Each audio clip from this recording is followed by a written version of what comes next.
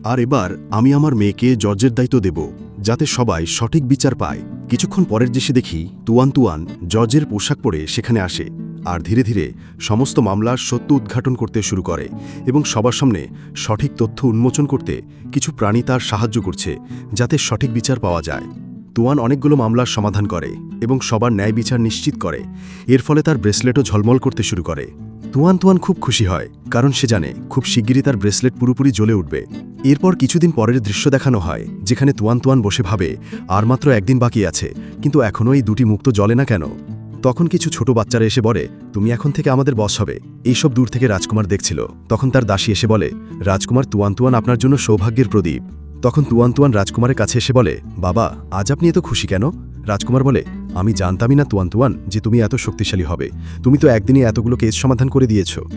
তুয়ান তুয়ান তখন বলে, চলো না বাবা, আমরা এখন মন্দিরের মেলায় যাই।